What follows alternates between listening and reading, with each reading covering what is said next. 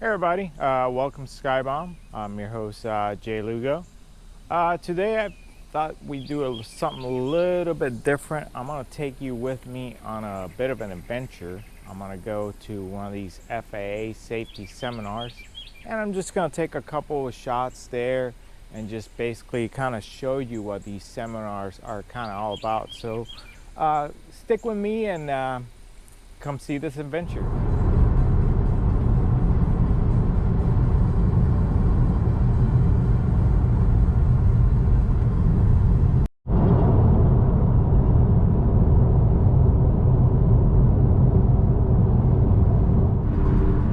It's 7:30 and we're kind of hitting some traffic. I drive Volcano Bay, all that good stuff, touristy stuff from Orlando. Oh cool, I guess we're early enough to catch the balloons. I'm not really sure if you can kind of see this. There should be some balloons there on the distance. Let me see the one on the further left. There's like 3 more on the right there. But yeah, typically in Polk County in the mornings, the balloons go up rather pretty early. Back when I was doing a little bit of training at one of the hang gliding places there in Polk County, sometimes they'd land on the field. So cool little activity that somebody can do if you're in Central Florida and don't want to do the whole Disney park deal the whole time. Well, here we are, folks. We've made it to the Sky Center right behind me. We're probably the first ones over here. This sits just outside the Tampa airport, so you can see American kind of taking off there. But I'll just keep you updated about this particular safety seminar and how you can kind of engross yourself into this aviation community. Stay tuned. I am not the first one here, but this is also going to be a Tampa Bay Aviation Association meeting, so they're going to cover that, but we are kind of here. Beautiful little venue. And another little incentive here is that they kind of sort of feature, so, you know, get you guys out to these FAA safety events eventually. There's a beautiful view out here, and everybody's kind of showing up. So just got the whole room.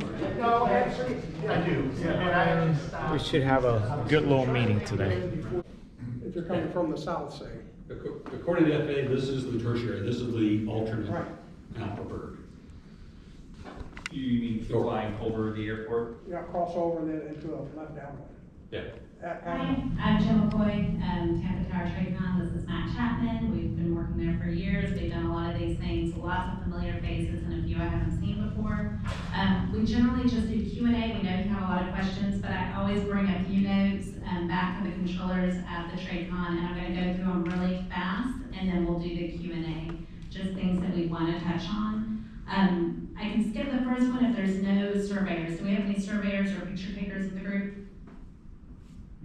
We do? Yeah. Okay.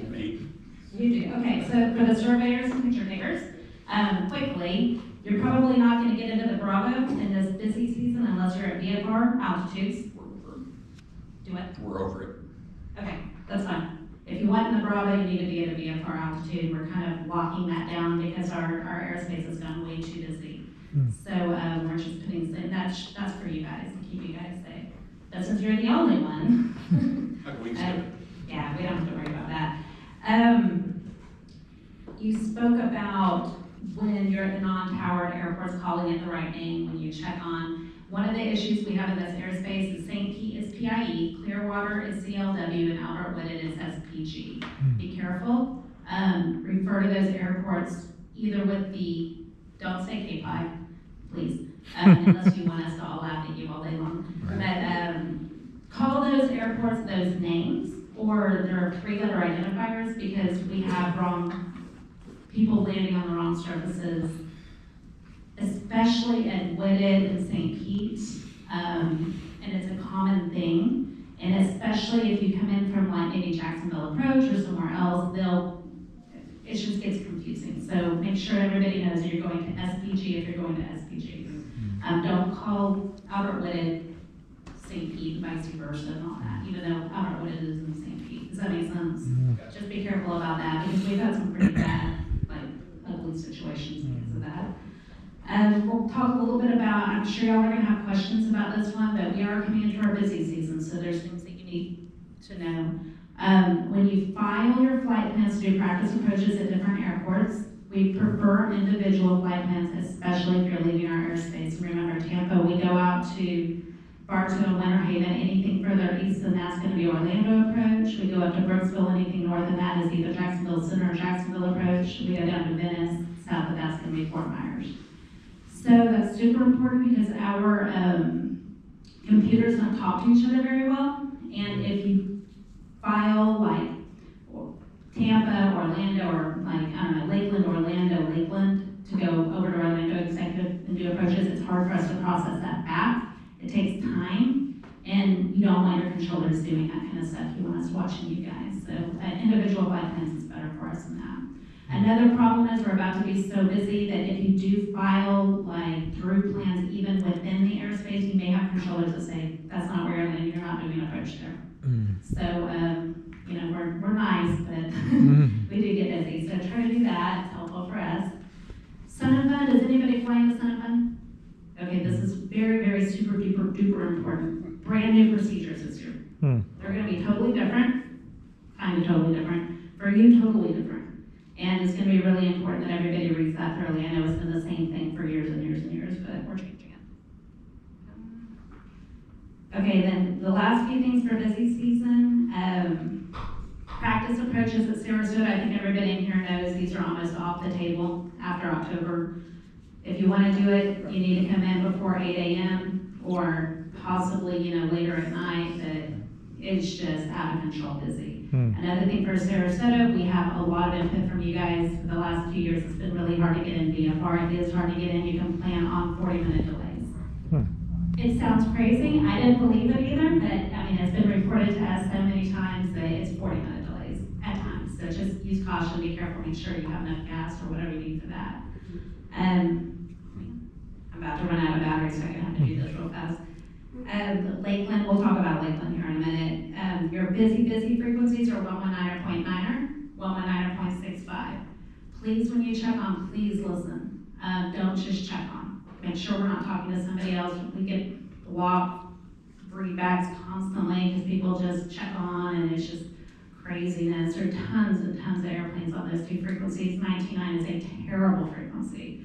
If you are checking on and you are a beam or east of Lakeland, there's a good chance we don't hear you. If you are a beam or north of Brooksville on 25.3 or on 19.9, there's a good chance we're not going to hear you.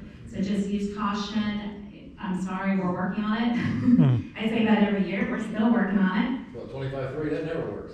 Yeah, I know, it's terrible. And then some people told me recently that, I don't know if it's you guys, somebody emailed me and said that on the shoreline, they're having problems with 25.3 now. So that was, I had no idea. So just be advised, like if we're not answering you, that might be why. If you're on the fringes of our airspace, our frequencies don't reach out there anymore. It is everything to do with line of sight and the infrastructure change in Tampa. As it built the city up, the frequencies don't work the way they used to work anymore. So that's just what it is. We've got engineers working on it. It's going to take them years probably to fix it. But do it. Question? Yeah, go ahead. Go ahead. So if you can't get in on 25.3, what's your suggestion? Just keep flying south. Okay. Yeah.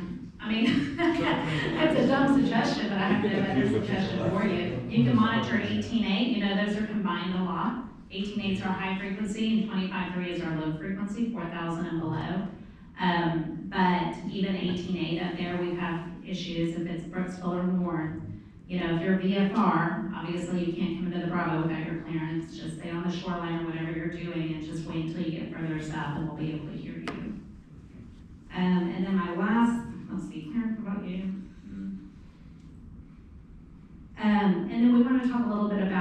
canceling in the air, especially in the busy season, if you can cancel in the air, it's just gonna help each other out because our airports are so close to each other. If you're going into Tampa Executive and you haven't canceled, you're probably gonna block Tampa Exec, maybe Peter O'Knight, you're blocking, our 1-0 departure out of Tampa possibly.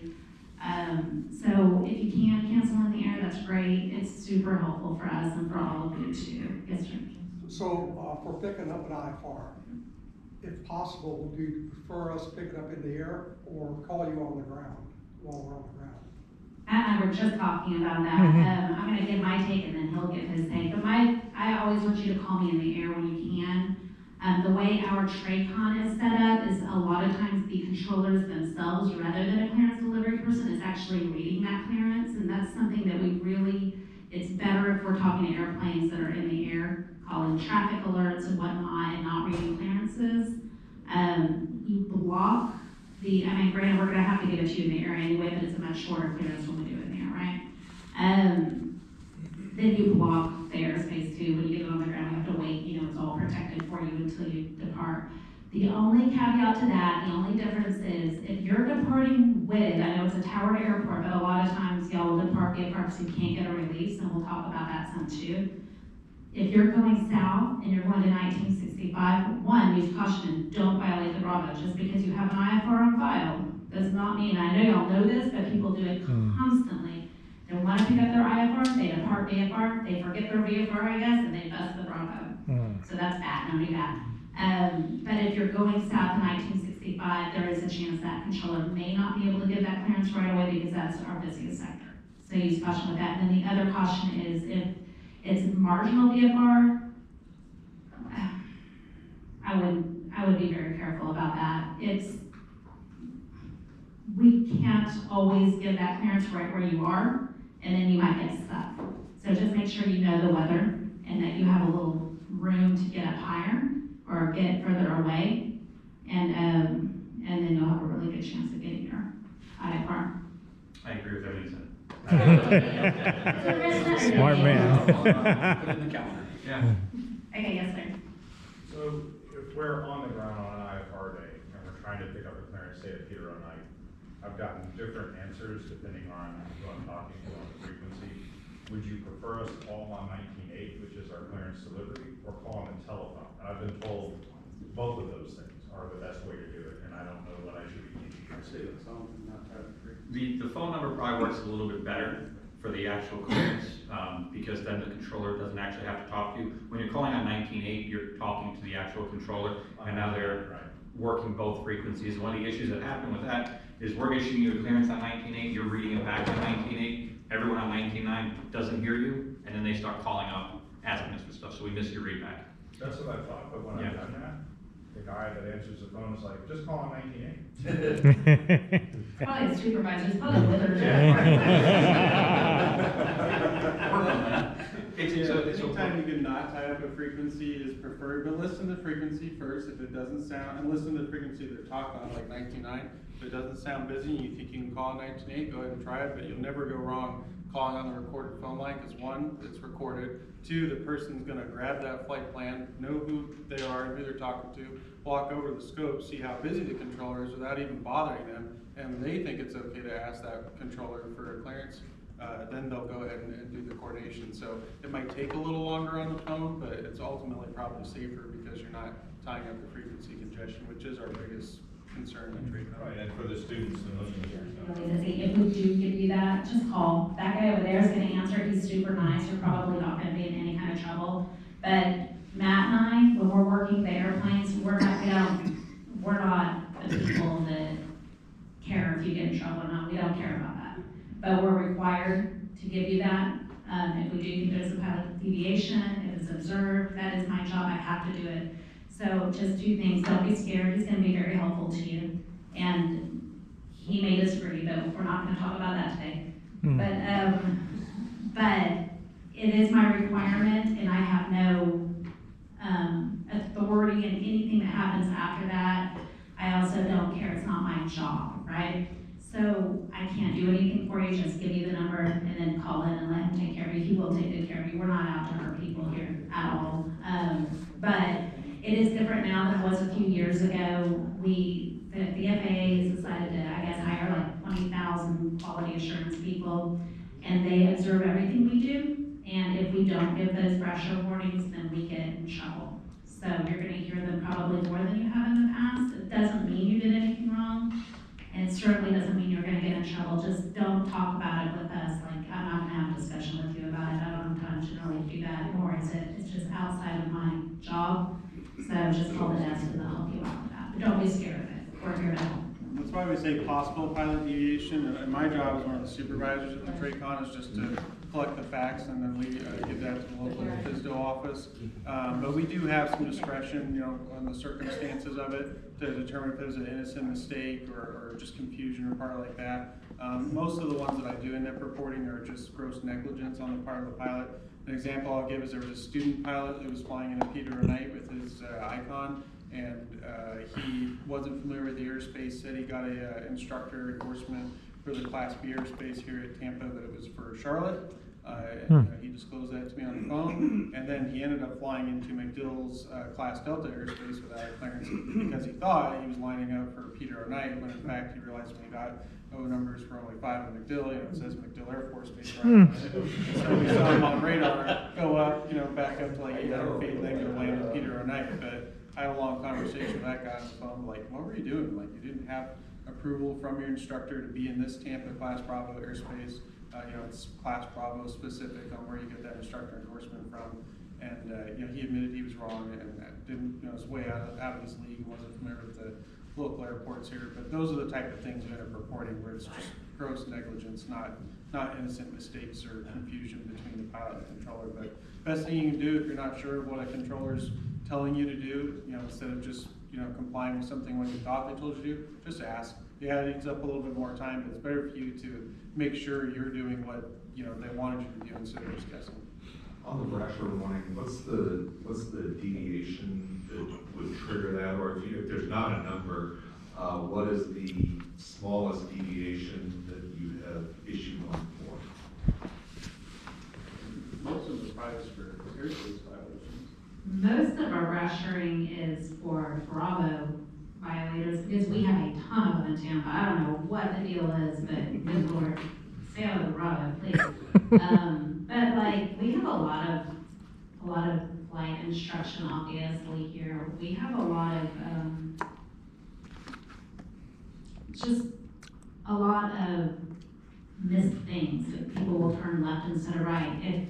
Generally, we don't have time to issue the brochure when it's super busy, but if we do have to get together, like within our bubble, which is 3 miles and 1,000 feet for the most part, I mean, we're going to have, that's going to be caused, we better issue it, you know. The minimum, I'm not gonna brochure somebody if there's just, I don't know, I have to notice it, you know. And I don't know how to answer that question. We're not out to get you, but try to follow the rules. Don't try to like break them by a little bit. So that was pretty much a slice of the FAASafety good talks by Tracon. Met a lot of cool people. Met up with my buddy Hermes there, kind of off camera, but hope everybody kind of enjoyed that there.